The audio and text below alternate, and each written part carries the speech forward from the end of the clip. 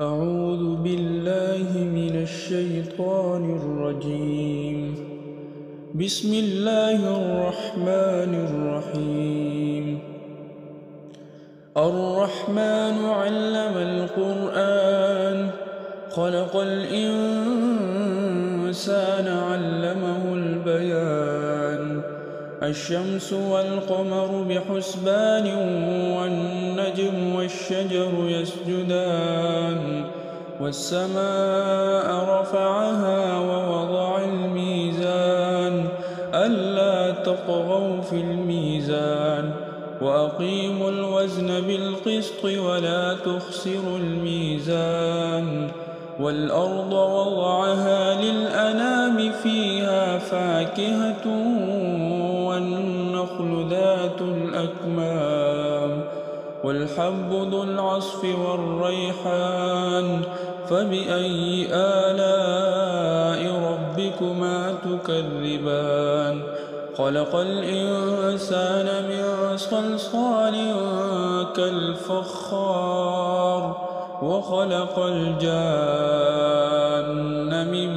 مارج من نار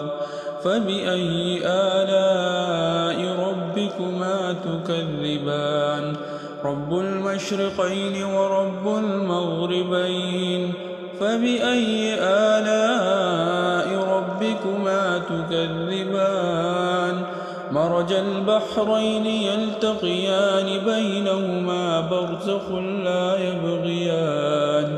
فبأي آلاء ربكما تكذبان يخرج منهما اللؤلؤ والمرجان فبأي آلاء ربكما تكذبان وله الجوار المنشآت في البحر كالأعلام فبأي آلاء ربكما تكذبان كل من عليها فان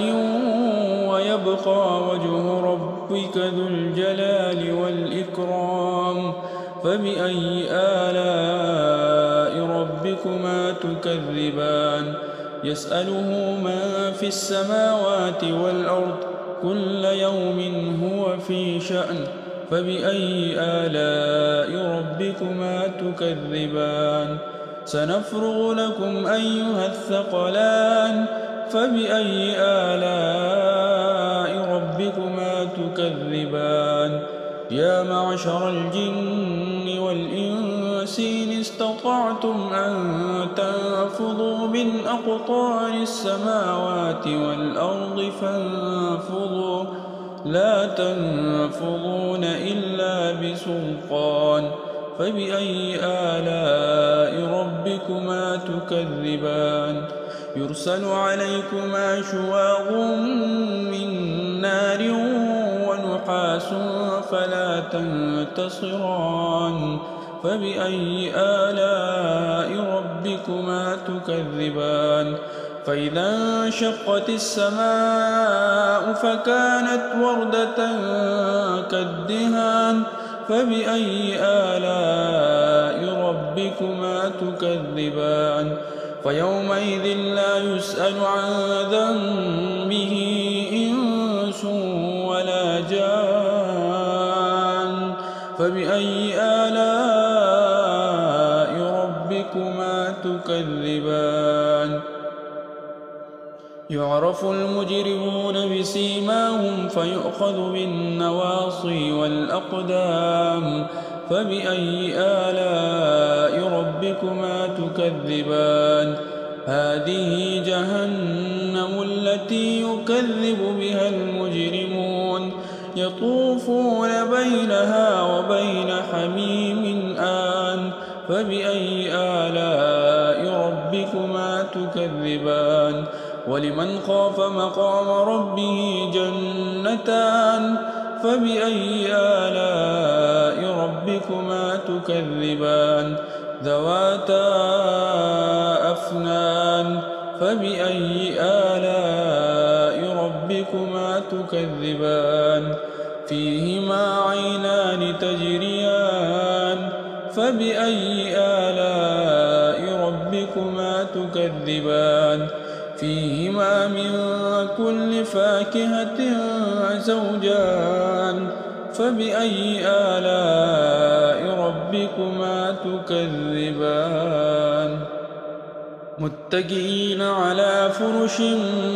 بطائنها من استبرق وجنى الجنتين دان فبأي آلاء ربكما تكذبان فيهن قاصرات الطرف لم يطمثهن إنس قبلهم ولا جان فبأي آلاء ربكما تكذبان كأنهن الياقوت والمرجان فبأي آلاء ربكما تكذبان هل جزاء الإحسان إلا الإحسان فبأي آلاء ربكما تكذبان ومن دونهما جنتان فبأي آلاء ربكما تكذبان مدهامتان فبأي آلاء ربكما تكذبان فيهما عينان نضاختان فبأي آلاء ربكما تكذبان فيهما فاكهة ونخل ورمان فبأي آلاء ربكما تكذبان فيهن خيرات حسان فبأي آلاء ربكما تكذبان حور مقصورات في الخيام فبأي آلاء ربكما تكذبان لم يطمثهن إنس قبلهم ولا جان فبأي آلاء ربكما تكذبان متكئين على رفرف خضر وعبقري حسان فبأي آلاء ربكما تكذبان تبارك اسم ربك ذي الجلال والإكرام صدق الله العظيم.